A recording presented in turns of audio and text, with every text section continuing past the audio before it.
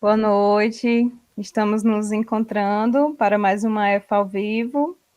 Hoje nós temos como convidada a professora Lise, da UES, da Psicologia da UES, e é com muita alegria, assim, muita gratidão que a gente traz, né, para fechar a EFA ao vivo de setembro, essa conversa, né, que dialoga o Setembro Amarelo e a reconexão com a natureza.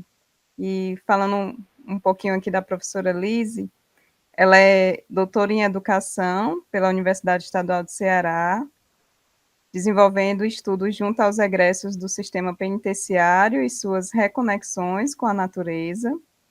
É mestre em psicologia pela Universidade de Fortaleza, desenvolvendo estudos sobre a temática do amor e submissão, sofrimento psíquico vivido pelos homens nas relações amorosas.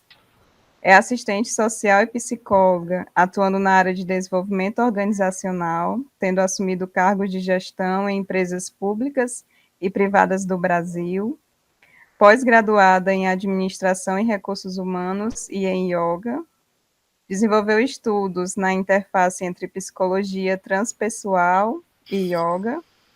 Instrutora de yoga. Tem formação em facilitadores em processos humanos no trabalho. É psicodramatista, supervisora clínica pela Associação Brasileira de Sociodrama e Psicodrama, desenvolvendo trabalhos de psicodrama nas organizações e comunidades. Atua como professora de cursos de pós-graduação em psicodrama. É professora efetiva do curso de psicologia da Universidade Estadual do Ceará. Atualmente coordena o curso de psicologia da Não, UES. não, já saí. Já saiu? É a Pronto. professora Delane. Atua ainda como psicóloga clínica, é psicóloga da Célula de Atenção ao Estudante da PRAE, UES, e do Núcleo de Apoio Humanizado, acolhendo mulheres vítimas de violência no campus. Coordena o projeto de extensão Reconectar, Experiências Agroecológicas e Ecopsicológicas, Educação Ambiental Humanitária, na UES, desenvolvendo ações de ensino, pesquisa e extensão na área de ecopsicologia e sua interligação com a constituição de ecomuseus.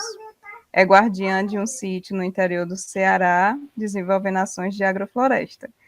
E tem muitas outras coisas, mas a gente gostaria de acrescentar aqui essa parceria que nós estamos dialogando, né, entre as escolas famílias agrícolas, além da EFA Jaguaribana Zé Maria do Tomé, a gente tem um anseio de que as demais EFAs do Ceará também façam essa aproximação com a ecopsicologia e com o trabalho da professora Lise.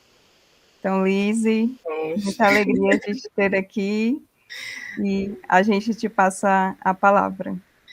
Eu é que sou muito grata por essa oportunidade, que para mim é muito única e muito especial.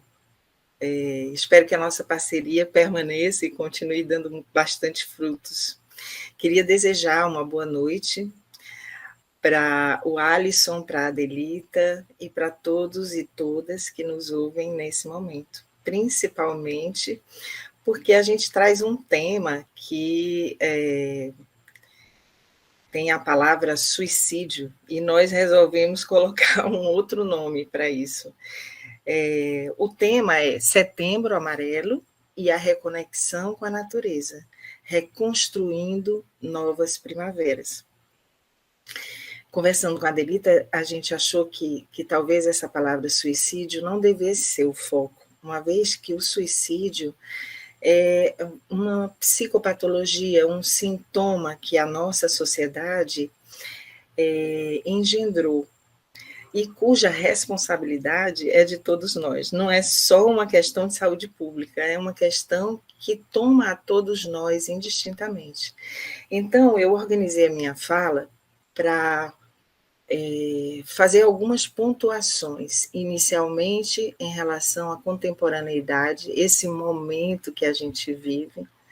Depois, falar um pouco sobre por que essa nossa sociedade, efetuando algumas reflexões com vocês, gera sintomas, gera problemas como o do suicídio, da depressão e outros tantos que refletem o sofrimento psíquico.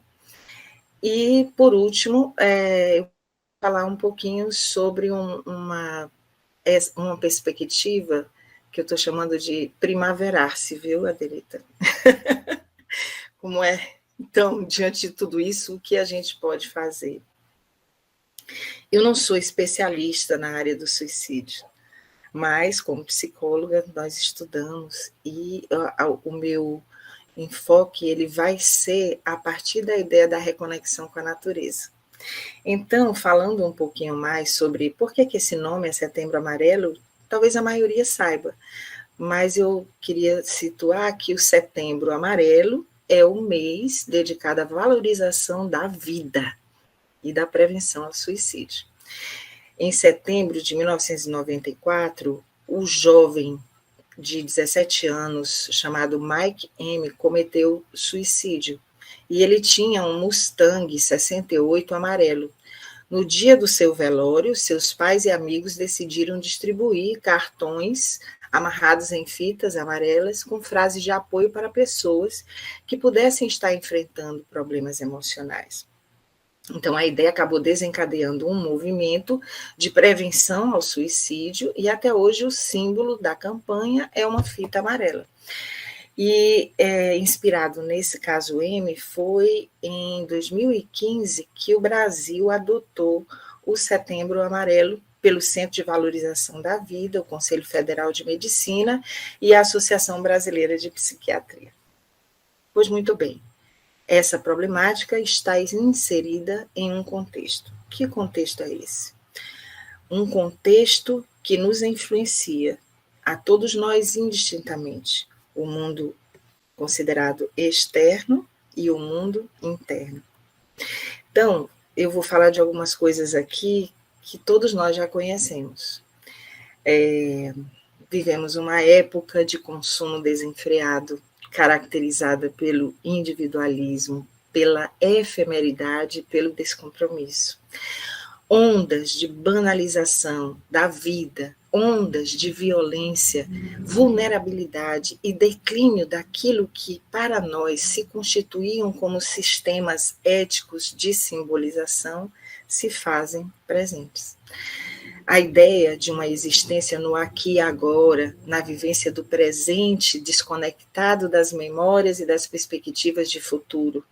A gente tem também populações de consumidores ávidos por aquilo que, de alguma maneira, gera uma imagem ilusória de um gozo perfeito, sem limites. Também a gente vive, nesse momento, a exclusão do mercado de trabalho de milhares de pessoas, através do desemprego, da instabilidade do emprego, da falta de proteção social no trabalho e do desenvolvimento, ou da oportunidade para desenvolver habilidades. Fazendo um pequeno parêntese, não foi só com a Covid que essa questão se deu, ela se agravou. Uma outra coisa é a exigência na formação de trabalhadores ágeis, abertos à mudança, a ideia de que a gente não pode mais lidar com uma noção de longo prazo, o não fortalecimento de vínculos de comunidade, o rompimento de laços solidários e uma vivência profunda de individualidade, individualização e solidão, né? São características observadas nessa contemporaneidade. Nunca estivemos tão sós e, ao mesmo tempo, tão próximos, se a gente for pensar na tecnologia. Né? Temos muita facilidade para conversar, mas a solidão é grande. Então, a gente poderia dizer que a sociedade que a gente vive seria um reflexo de como somos? Se a gente tem uma cultura que desenvolve um modo de ser hiperurbanizado, que, por exemplo, acredita em duas crenças básicas, uma de que a natureza atrapalha e a outra de que tempo é dinheiro. Como viver uma experiência psíquica, emocional, quando estamos falando de um mundo coisa? A gente tem uma visão de mundo hegemônica que pretende dominar a natureza em detrimento da harmonia com a natureza, que entende o ambiente natural como um recurso para os seres humanos e não que toda a natureza tem o seu valor intrínseco. Uma outra ideia é que os seres humanos são superiores aos demais seres vivos e não a igualdade entre as diferentes espécies. E o que é pior, uma ideia de crescimento econômico e material como base para o crescimento humano. Mas a gente não vê, assim, com profundidade, a ideia de que todos os objetivos devem estar a serviço de uma ideia de autorrealização individual e coletiva. A gente tem uma ideia de que as crenças, uma crença de que as amplas reservas de recursos estão disponíveis, né, e em detrimento de uma ideia de que o planeta tem recursos limitados. Vivemos um consumismo, não reciclamos, temos um progresso muito grande na tecnologia, mas não sabemos como lidar com as relações. A gente vê pessoas, quando estão no ambiente de trabalho, constantemente em teste. Isso gera mecanismos de ansiedade profunda. A gente pode dizer que tudo parece se concentrar no momento imediato. Então, as pessoas mais sensíveis a estímulos negativos, as pessoas que são consideradas diferentes, elas são completamente excluídas do contexto. Na verdade, querem que a gente acredite que nós temos um único jeito que devemos viver, e o diferente, todos nós somos diferentes, ele deve ser excluído. Então, ou você se encaixa, ou você é excluído. Isso gera sofrimento e adoecimento psíquico. E se a gente for parar para pensar, do ponto de vista desse ambiente, o Brasil é um dos países que lidera o extermínio dos defensores da natureza. A gente tem verbos muito fortes como explorar, exportar, desenvolver, em oposição a distribuir, humanizar, preservar, cuidar. Então, se é assim, a lógica instrumental das nossas subjetividades é influenciada por certos verbos como possuir, trocar, levar vantagem, lucrar, a fila anda, pessoas como coisas, mais importante o ter. Há uma espécie de desconexão do cérebro analítico com o que inspira a vida. Se a gente for pensar aqui, os nossos órgãos internos, né? O cérebro analítico e o coração estão desconectados. E aí, outro dia, o professor Antônio Donato Nobre deu uma palestra para nós, e ele falou assim, né, que entrar em contato com a sabedoria do coração me desconecta do intelecto? Que sociedade é essa que pensa as coisas com essa dicotomia? Por outro lado, se hoje a temática é Setembro Amarelo e vamos falar de suicídio em algum momento, nós somos a única espécie capaz de destruir o próprio habitat. E destruindo o próprio habitat, nos destruímos. Não garantimos nem sequer a preservação da vida para as próximas gerações. O ecocídio é um processo de autodestruição associado ao meio a qual o ser humano pertence e do qual ele também faz parte. A sociedade de consumo faz, então, esse caminho da destruição, a tal ponto que a gente não para pensar o quanto nós estamos nos destruindo. Há um ecocídio generalizado, não é? A gente tem uma visão tão evoluída, mas que caminha, se a gente não cuida, para a sua autodestruição. E a crise, por isso que eu digo, a crise ambiental, ela é inseparável dessa crise que o ser humano vive, que tem dimensões sociais, econômicas, psíquicas, emocionais e espirituais. E ela está presente na alma dos homens e das mulheres. Há uma crença limitante de que estamos separados da natureza, do mundo, que há algo lá fora que é separado de mim.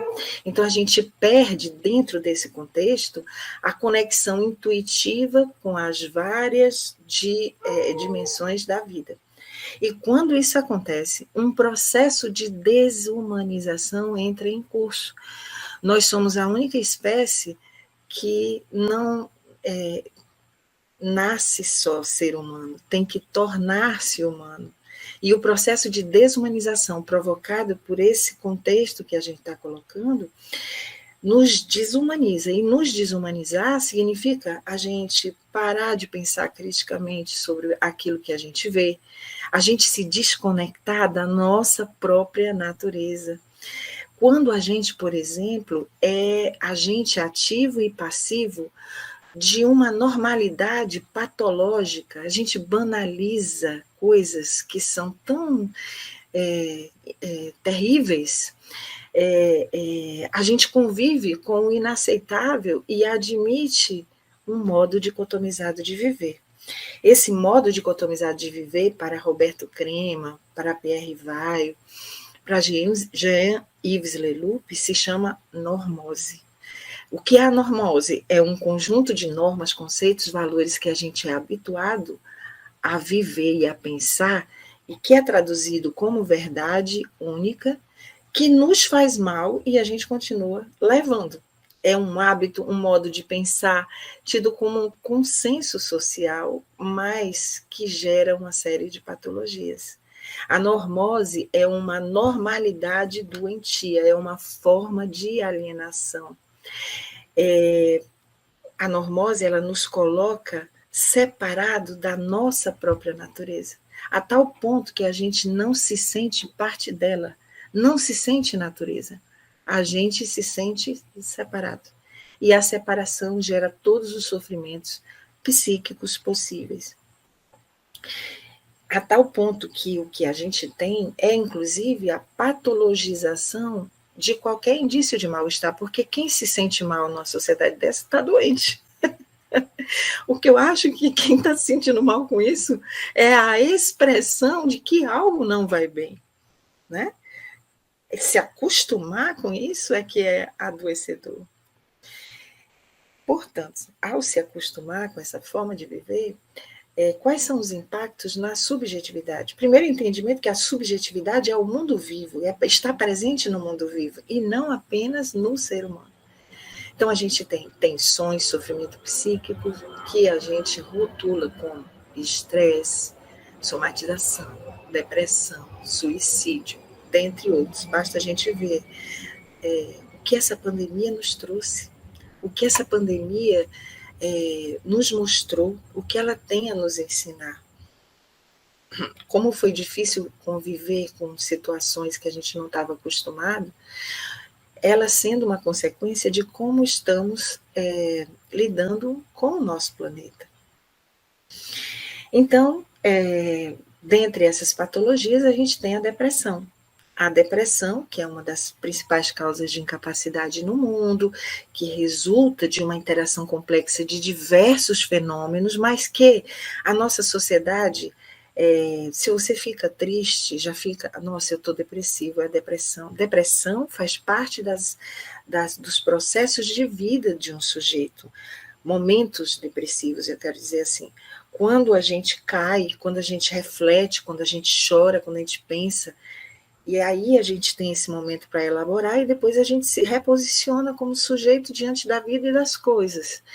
O problema é quando a gente fica aqui embaixo e não consegue reelaborar. Muitas vezes a gente não consegue reelaborar porque tiraram de nós o direito de ficar tristes, de chorar, de refletir sobre as coisas, porque basta ir até a catedral do consumo que fica tudo bem. A gente faz de conta que está vivendo. Na verdade, muitas vezes a gente está vivendo automaticamente, automatizadamente. Uma hora dessa, baixa sim essa depressão. A depressão como algo profundo, que é uma consequência de várias coisas, várias situações anteriores, assim como a ideia do suicídio. Então, ela não tratada, ela pode gerar pode ser um gatilho para o suicídio. Os episódios depressivos, eles podem ser de leves a graves. E a gente tem uma sociedade no século XX se dizia que o mal do século era a depressão. Só para vocês terem uma ideia dessas estatísticas, mais de 50 milhões de pessoas têm depressão. Mais de 300 milhões de pessoas vivem com depressão no mundo. Ao longo da vida, até 25% das mulheres e 12% dos homens apresentam pelo menos um episódio depressivo. O transtorno chega a ser crônico e recorrente, principalmente se não for tratado. E 2/3 das pessoas que cometem suicídio estão deprimidas e ou acabam tentando suicídios 20 vezes mais que a população em geral. E o suicídio, gente? O que é o suicídio? Bom, nós somos uma humanidade ecocida. E a gente pensa o suicídio como algo que é do indivíduo e não um produto de como nós estamos vivendo a nossa vida nesse mundo. É chamado de morte infligida, intencional, auto-infligida, intencional e voluntária. É um fenômeno que tem multifatores, é multideterminado, isso é a sua história. Em vários países, ele fica como a primeira ou a segunda causa de morte entre meninos e meninas nessa mesma faixa etária. Está tão problemático que crianças a partir de 12 anos têm taxas altíssimas de suicídio, inclusive no Brasil. O suicídio, ele é cercado de medo, preconceito, incômodo, atitudes condenatórias, o que leva ao silêncio a respeito do problema. Quem, por exemplo, já teve um caso na sua família sabe muito bem do que se trata. E também as pessoas que passaram por essa situação, tendo um ente querido falecido em função do suicídio, sabem muito bem como ele fala muito alto ao depois. O estrago que ele traz para todas as famílias. O suicídio, como eu disse anteriormente, ele ainda é visto como um problema individual, o que dificulta muito o seu entendimento como um problema nosso, que afeta a todos nós.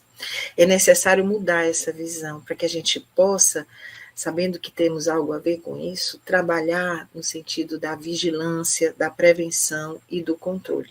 Mas eu queria dizer uma coisa para vocês. Tem os estudiosos do suicídio, eles falam de um comportamento suicida com um forte indicador de um tal de 4D. Olha, desesperança, desamparo, depressão e desespero. E eu pergunto aqui para vocês, em alguma medida, nós vivemos isso? Desesperança, desamparo, depressão e desespero? São esses os 4 fatores que geralmente estão presentes no comportamento suicida.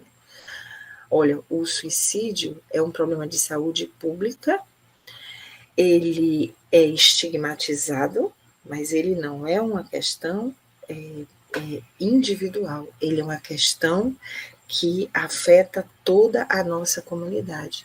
Um suicídio, ele nunca tem uma causa única. O que costuma atribuir como a causa de um suicídio é a expressão de um processo de crise vivida pela pessoa.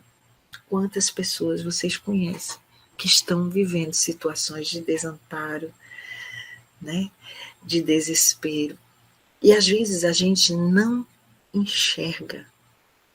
Não necessariamente as pessoas vão entrar nesse processo de suicídio, de passagem ao ato, mas nós precisamos estar atentos ao que nos acontece à nossa volta. Diversos estudos mostram que o suicida deseja livrar-se de um sofrimento para o qual não está encontrando saída. E antes de chegar ao ato final, ele já mostrou vários sinais, sabe? Procurou ajuda de alguma maneira, e a gente muitas vezes não conseguiu perceber. Se a gente for pensar, tem nos estudos de suicídio, diz assim, né? O que são as situações que potencializam a vulnerabilidade de um indivíduo? Doenças graves, olha só outro, fala aqui, com todas as letras, isolamento social, ansiedade, crises familiares, luto, problemas de emprego, transtornos mentais, uso de álcool e outras drogas. Vocês podem imaginar isso como um produto dessas características que nós mesmos estamos construindo na nossa sociedade. Então, nós estamos falando do suicídio, mas cada uma dessas situações gera uma série de transtornos. Será que a sociedade tem buscado, de certa forma, trabalhar com essas questões? Ou o que está em curso é a medicalização da vida? Então, toma o remédio, né? E pensa que está tudo bem. Às vezes a gente precisa tomar o remédio, mas eu digo assim, e não se trabalham as questões que geraram as ansiedades do ponto de vista individual, para aprender a lidar com as coisas, mas também do ponto de vista social é preciso trabalhar. As estatísticas em relação ao suicídio são estarrecedoras. 800 mil suicídios documentados em todo o mundo, uma morte a cada 40 segundos e uma tentativa a cada 3. Mais de 2.000 pessoas põem fim à própria vida no mundo, superando ao final de cada ano a soma de todas as mortes causadas por homicídios, acidentes de transporte, guerras, conflitos civis.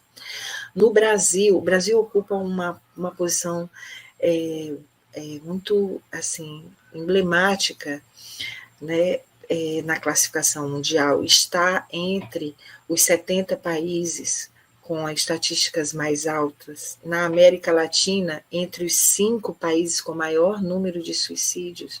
De 15% a 25% das pessoas que tentam suicídio vão tentar novamente no ano seguinte. E a cada 19 horas, um LGBT e mais é cruelmente assassinado ou se suicida vítima da LGBT-fobia, sendo o Brasil o país que mais mata tal população no mundo. No Ceará, o Ceará é o primeiro estado norte e nordeste em número de suicídios. É o 5º lugar no ranking de suicídios no Brasil. Fortaleza tem a 3ª posição em taxas de suicídio. E, no caso em Fortaleza, a maior quantidade é de homens. Então, vejam como é complexo, né? Muito difícil. Aí eu quero convidá-los agora para a gente pensar numa moldura a ser desconstruída. Convidá-los a pensar fora da caixa, não como um problema isolado, fora do contexto. Nós evoluímos muito como espécie, mas perdemos a conexão com o que é essencial. Sabe qual é a sensação? É de que o ser humano parece que perdeu a conexão com a vida. Nós somos seres humanos, cheios de potencialidade, pulsação de vida expressa nos sentidos e em dimensões plurais, muitas vezes não representáveis, através da linguagem corriqueira, né? E a gente constrói um sistema que não sabe como controlar, que se impõe a nós e tenta nos tornar escravos ou vítimas. Então, numa sociedade em que a riqueza está concentrada na mão de poucos e os pobres cada vez mais pobres, numa sociedade que se destrói o reino vegetal, o animal e todos os ecossistemas. Bom, se essa sociedade produz coisas como a depressão e o suicídio, como que a gente pode falar da ideia de saúde mental? A gente sabe que pela Organização Mundial de Saúde, saúde mental envolve todos os aspectos do ser humano. Mas aí me permitam aqui uma pequena inspiração, né?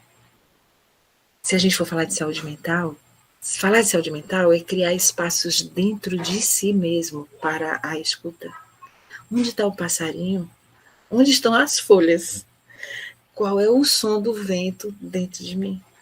Conectar-se com os amigos, convidar as crianças que existem dentro e fora de nós, interiorizar com e para exteriorizar-se na relação, no sentido de que a gente possa ser ou tornar-se quem a gente é. Se essa ideia de saúde mental parece palatável para vocês, por que saúde mental e natureza? Porque somos natureza. E porque quanto mais distantes da natureza, mais adoecidos ficamos. Tem uma antiga sabedoria que fala que tudo está interligado. Basta pegar a sabedoria das suas avós para você ver que a maneira de pensar era interligada à natureza. Natureza e saúde mental, pensar essas duas coisas, é pensar num espaço de permanente devir, com fluxo próprio, em eterno movimento. Porque vocês sabem que na natureza não existe essa coisa da adaptação fechada. Há, na verdade, um ajustamento criativo. Então, vive-se uma situação no ambiente, no meio ambiente, e a natureza dá respostas outras para descobrir novas perspectivas de vida. Falamos da normose, que é uma adaptação sem crítica e adoecedora. Saúde envolve extrapolar esse conceito, envolve a ideia de buscar ajustar-se criativamente e pensar numa possibilidade outra que não nos fira mais. Tem um livro que é do Capra, O Ponto de Mutação, e ele fala uma coisa muito linda num dos capítulos. Ele diz assim, que todos os organismos vivos têm a capacidade de se auto-organizar, se auto-renovar e se auto-transcender. E todos eles têm o poder de regeneração e de cura, através de uma espécie de equilíbrio, um equilíbrio dinâmico, né, que é esse desencaixe, sabe? Desencaixe perfeito, Adelita. Esse que não é certinho. É a vida em plenitude acontecendo no aqui e agora, buscando essa sintonia. Para que a gente possa, pelo menos assim, se aproximar disso, é necessário ampliar as percepções. Ele também diz que os padrões observados na matéria são reflexos dos padrões da mente. Então, como a gente vê as coisas?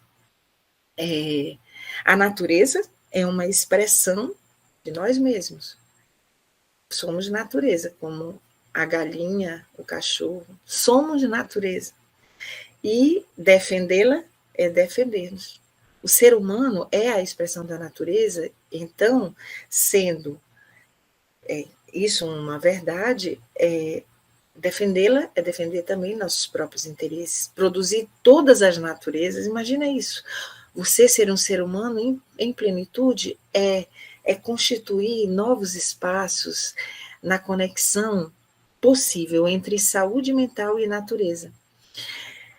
A natureza é o nosso próprio coração, é um grande território que precisa ser reconectado. Vocês podem pensar assim, não, estava falando aqui, né, dizendo umas coisas, tal, sim, mas e aí? O que é, em face de tudo isso, o que é possível fazer? Desespero, né, desconexão. E aí eu queria sugerir para vocês esse conceito de primaverar-se nesse setembro.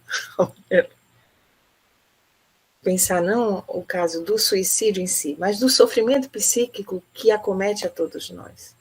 O que fazer diante desse desespero, desse desamparo, dessa depressão, dessa desesperança, né? Eu vou falar aqui algumas coisas que eu considero e acredito bastante. Aprender a viver em harmonia com a Terra é uma delas. Reconectar-se, relembrar a natureza sagrada da Terra e a nossa própria natureza sagrada. O mundo criado e todos os seus habitantes são sagrados, pertencem um ao outro, e a gente esqueceu disso, né? Tem um filósofo chamado Teilhard de Chardin que ele fala que a penetração do olhar não é física, é mental, é emocional, é espiritual, é fruto do conhecimento e do amadurecimento das experiências acumuladas do aqui e do agora, somadas às experiências transcendentais. Então, a gente precisa, talvez, exercitar um outro olhar, um olhar mais ampliado, um olhar mais conectado. Sentir-se só e desamparado é muito adoecedor. Primaverar-se é também a gente pensar em desenvolver certas qualidades que transcendem as emoções que o ego sente todo dia. Oh, ele não falou comigo, oh, ele me deixou. Essas emoções, esses estados de ânimo, eu falo do desenvolvimento de certas qualidades ligadas à consciência. Sensibilidade, capacidade criativa, espontaneidade, e acessar a sabedoria interna, o guru interno que tem dentro de você. Por isso é necessário que a gente possa adotar atitudes de cuidado com os outros, mas principalmente por aí, autocuidado. Também a gente pensa, bom, se a gente é natureza, existe uma sabedoria ecológica dentro de nós, um índio mora dentro de nós, a gente tem um inconsciente ecológico que nos une, isso é comprovado, viu, gente? As crianças têm ainda esse inconsciente ecológico mais aflorado. Se a gente se conectar com isso, a gente se conecta com a sabedoria que inspira saúde. O amor é a alma que mata a fome de nascença. Quando a gente vai pegar os manuais que estudam o suicídio, eles falam da ideia de uma rede de proteção que envolve a gente em casa, né, ter um suporte, com bons relacionamentos familiares, apoio familiar, mas as famílias estão adoecidas. Então, às vezes, uma pessoa que apresenta esse problema, o problema pode ser uma grande chance da família se reconectar também, né? Dizem que também é necessário que essa pessoa se integre socialmente, que faça coisas, que tenha um bom relacionamento com professores, com adultos, no caso das crianças, né? Que aceite a ajuda de pessoas relevantes.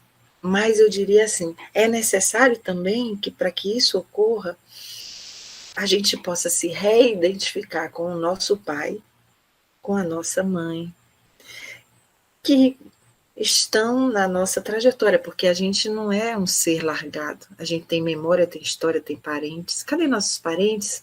Cadê nossa história e nossa memória? Tem vários antepassados atrás de nós, né? Pensar que se os nossos antepassados, os nossos queridos que a gente ama tanto, a gente podia fazer muitas coisas por eles, a gente também pode fazer por nós mesmos. E a gente pode também se identificar com os nossos vizinhos, com os desconhecidos.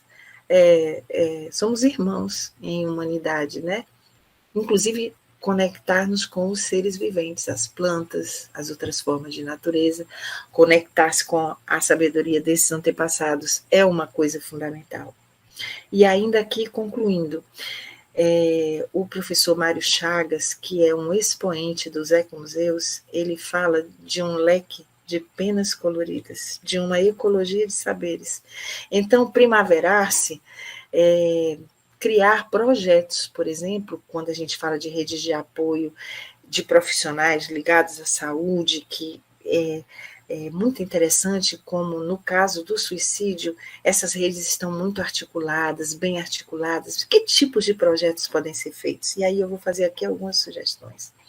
Projetos de ação de reconexão, ações ecointegrativas, rodas filosóficas junto à fogueira, banhos de floresta para a gente se reconectar, experiências de consciência corporal e emocional, experiências no cuidado com hortas e com os canteiros que existem dentro de nós, interação com seres não humanos, vivências de percepção de sentidos em jardins sensoriais, experiências de produções manuais, como argiloterapia, como arte-terapia, é muito importante. Então, tudo isso para quê?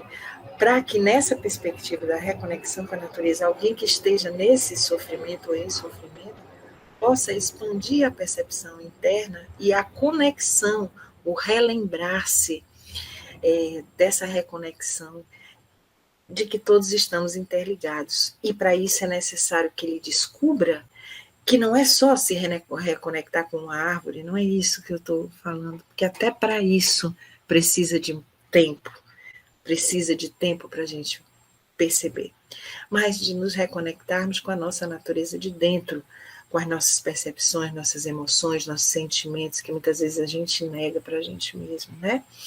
O trabalho com os nossos medos, enfim. Uma ponte muito grande de apoio nesse processo é o resgate do senso de pertencimento à comunidade.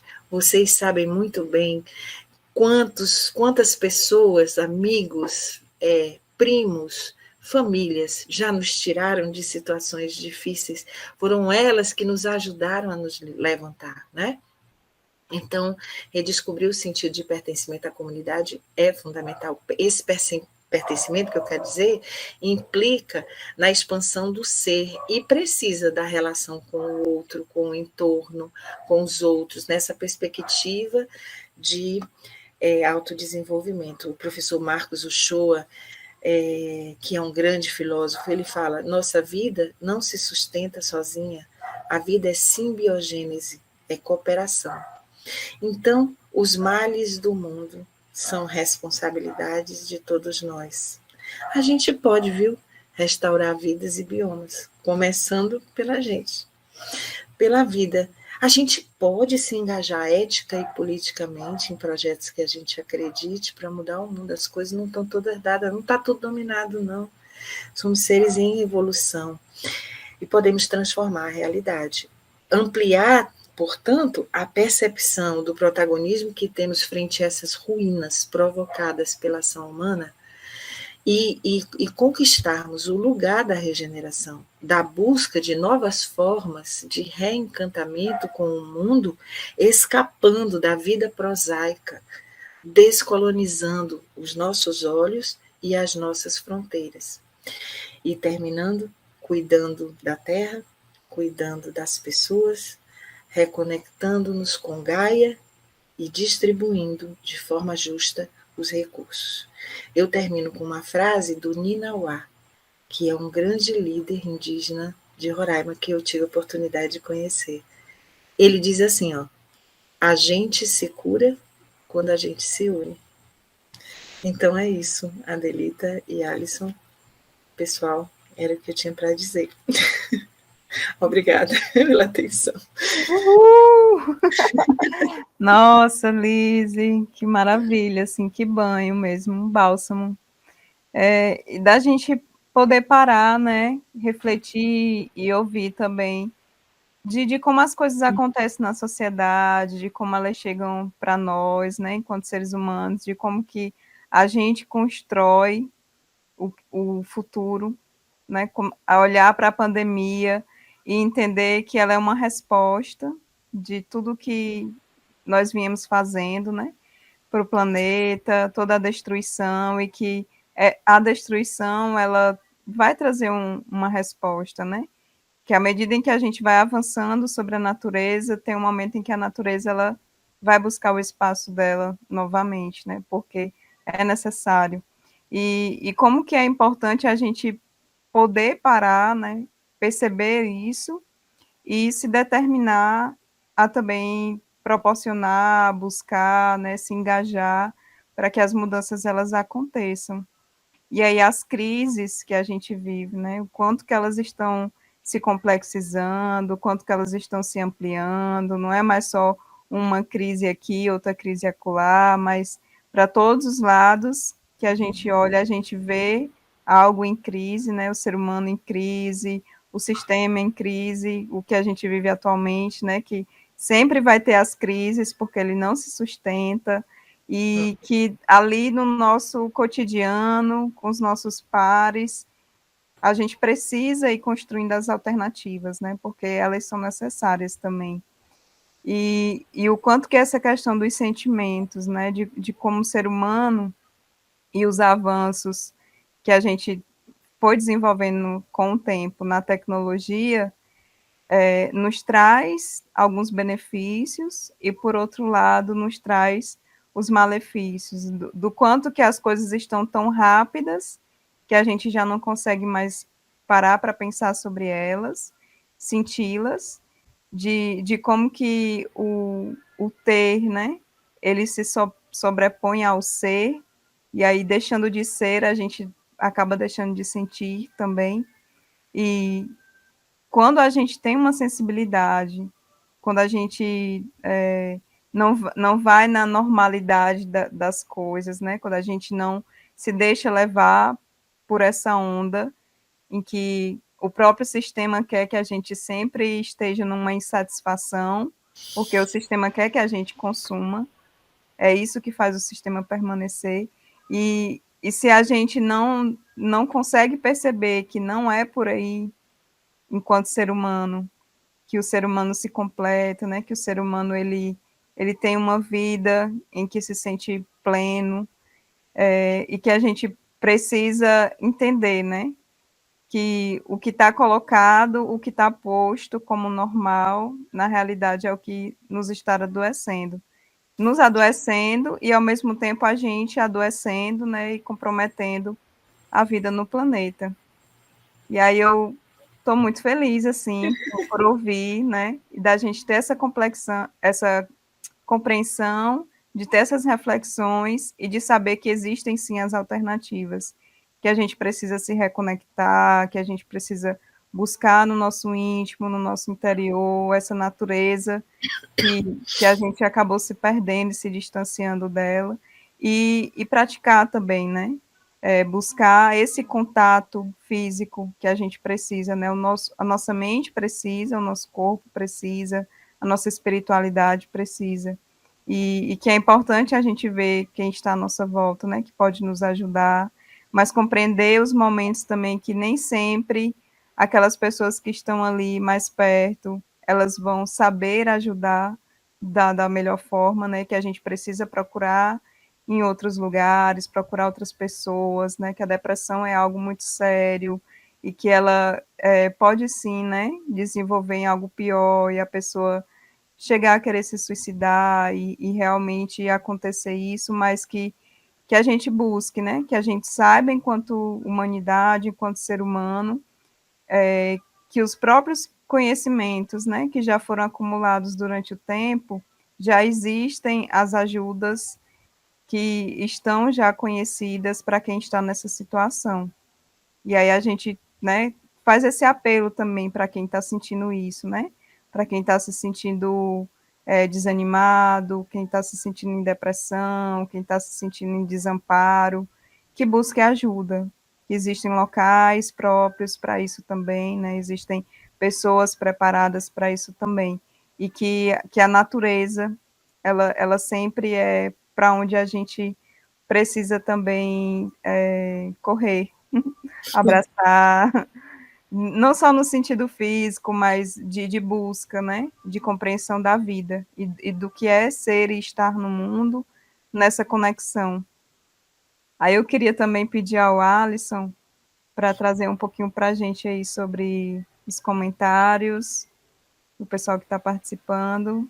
Pode ser, Alisson? Sim, Sim,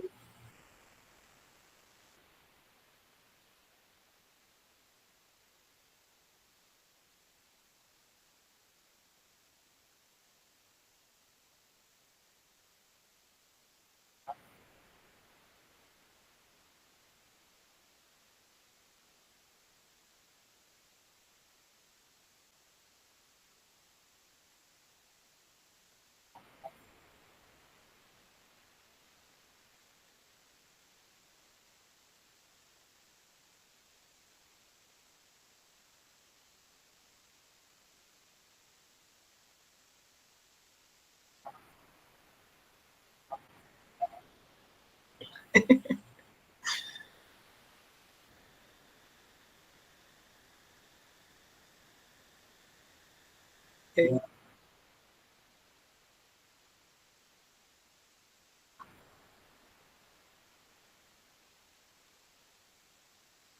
que maravilha, né? maravilha.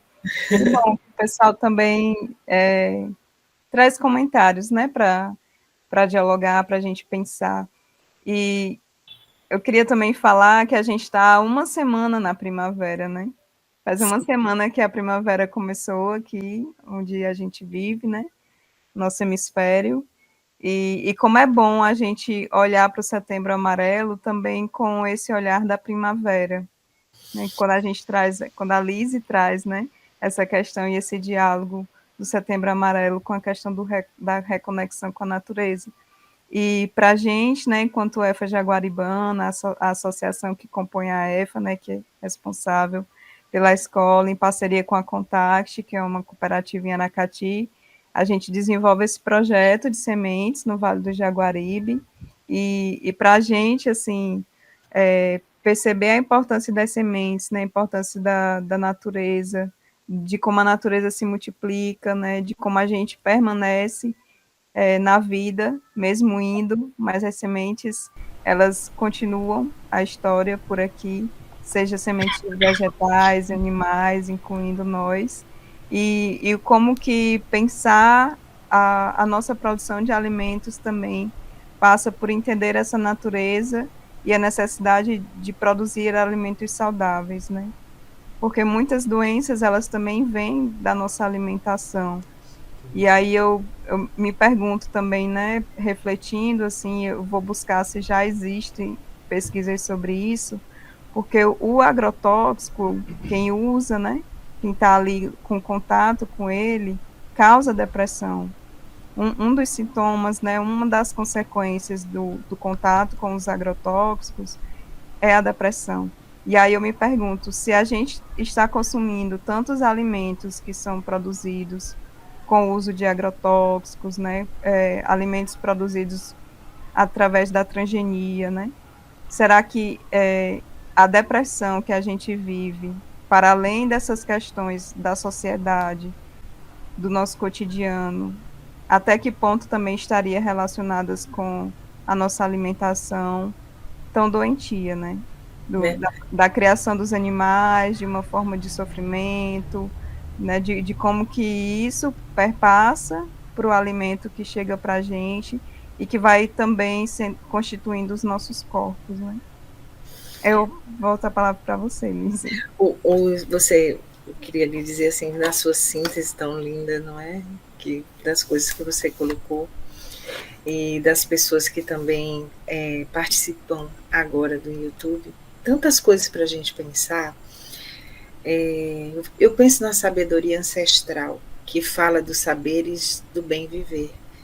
Saber comer, saber dormir, saber dançar, saber se relacionar, não é? Saber comer. O que a gente come? Né? A gente é o que a gente come. E a gente está tão acostumado que nem para produzir resíduo a nossa alimentação é capaz de fornecer, porque o resíduo que eu digo para vocês que serve para compostagem não é o alimento de caixa.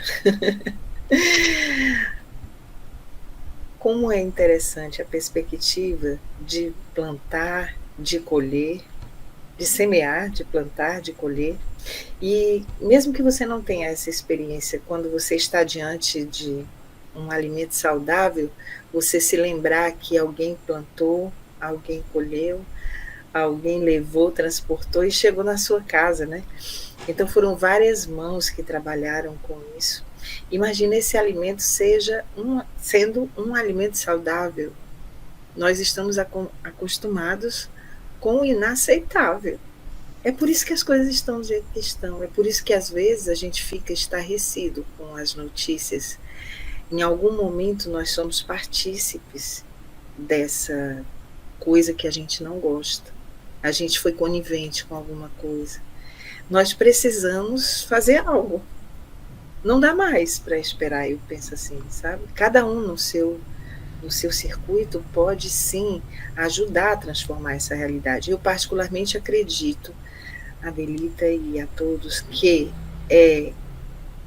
se a gente cuida de si, cuida do outro, cuida também do planeta. A gente só vai conseguir essa transformação se a gente estiver junto. Porque quando a gente cuida da gente, cuida do outro, a gente se cura. A terra também se cura. E o cuidado é algo que está muito estranho na sociedade que a gente vive, né? É muito estranha a palavra cuidado. O que é cuidar de alguém? Cuidado, ele surge quando a existência de alguém tem importância para mim. Então eu passo a me dedicar a essa pessoa, a essas pessoas, dispondo-me a participar do seu destino, das suas buscas, dos seus sofrimentos, né? Assim, enfim, da sua vida. Colocar cuidado em tudo significa conceder direito de cidadania à nossa capacidade de sentir o outro, de ter compaixão com todos os seres que sofrem, humanos, não humanos. de obedecer a uma lógica do coração, da cordialidade, da gentileza, né? Uma lógica diferente da lógica utilitária. É como se a gente tivesse plantado em vários canteiros, estamos plantados da nossa família para o mundo. Então, é hora de cuidar desses canteiros. Se a gente se juntar, as coisas vão melhorar. A gente vai poder olhar com olhos de ver, a gente vai poder desenvolver os sensores internos, né? Se as cobras são sensores de terremotos, quais são os sensores humanos que a gente não percebeu? Se os pássaros nos falam de como o ar se coloca, o que nós não estamos percebendo sobre nós, sobre a nossa natureza de dentro? A gente há um clamor da sociedade que a gente tem que ser bom em tantas coisas, negociador, uma pessoa que se relaciona bem. E quando se trata da natureza de dentro, que a gente sabe da gente, que a gente faz com a gente, são coisas para a gente refletir, pensar. Né? E se de repente eu estou sozinho, eu vou procurar me juntar com quem pode me ajudar. E assim a gente, uma mão junta com a outra, e a gente vai e abraça o universo inteiro. Eu penso que essa é uma saída, sabe? Para essas situações. Está todo mundo muito sofrido. Nós precisamos fazer algo. E isso não está na mão de um especialista. Olha, isso aqui é para o psicólogo. Isso aqui vai para o médico. Eles é que têm que resolver. Não! Nós podemos ser terapeutas nesse sentido, né? Nos ajudarmos mutuamente. Assim, acho que as coisas se transformam também, né? Não só na especialidade. É tanta coisa. Sim. Que às vezes a especialidade está tão ali, né? Tão fechada em si, que acaba não vendo o sistêmico e o holístico que a vida é. As Verdade. relações mais complexas, né? Se a gente fosse parar para pensar, né, assim, o que é que qual é a fronteira entre eu e o outro, se o outro muitas vezes está tão dentro de mim? Sim. Será que é nos limites da minha pele? O que me diferencia da natureza, dos outros animais, é porque eles não têm o jeito como o humano é? Hoje se descobre que os animais, por exemplo, são sencientes e que têm a sua própria inteligência. E tem dado grandes lições para nós, né? Aí, o que é humano mesmo? O que é ser humano? É uma pergunta para a gente pensar. Temos muito a fazer, somos uma espécie do vir a ser. Nós nos tornamos humanos, mas para isso a gente precisa fazer alguma coisa. A gente não pode apenas abraçar o nosso sofrimento, que também é importante a gente abraçar, acolher, aceitar que a gente sofre, mas também que a gente pode ressignificar. E acho que esse contato com a natureza pode nos ajudar nisso. Parece um pouco estranho dizer assim, mas o que ela está falando? Ela vai para uma praia e fica lá? Assim? Estudos no Japão têm mostrado que se você passa, no mínimo, uns 40 minutos embaixo de uma árvore, sua percepção começa a se ampliar. E mudam também alguns índices internos, como índices de endorfina, serotonina. Mas para isso eu preciso não ter medo de ficar debaixo de uma árvore. Então, nós temos muito a fazer. Quem não tem medo ajuda. E assim a gente vai construindo, reconstruindo esse planeta para as gerações que virão. Às vezes a gente pensa assim, a geração que vai vir, né? Eu penso em ter um neto ou uma neta, mas isso ainda seria dentro do meu cercadinho, do meu quintal. E aquelas que a gente não conhece? Como é que elas vão encontrar esse planeta? Como é que vai ser o nível de adoecimento delas? Né? Ou você vê os peixes que estão doentes, adoecendo os seres humanos, os venenos, né, que nos adoecem, porque se quer a espiga de milho excelente, linda, maravilhosa, mas quem nunca comeu uma espiga que aqui no Ceará a gente chama de boca de véia? Que coisa deliciosa comer aquela espiga de milho que não é com todos os milhinhos juntos. Não tem veneno, meu povo.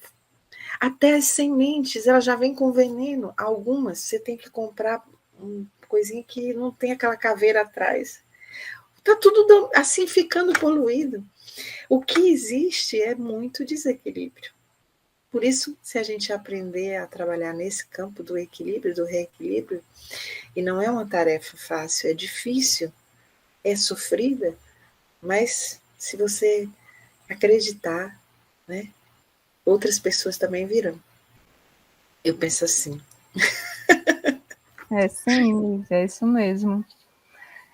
A gente está aqui passando o nosso tempinho, mas a conversa está tão boa que a gente vai ter que marcar depois, outros momentos, viu? Tá bom. É uma honra para mim, querida. Para a gente, mais ainda. A gente que agradece muito, muito, Lise, de verdade, assim, por esse momento, né? Pelas palavras, pelas reflexões, pelas partilhas.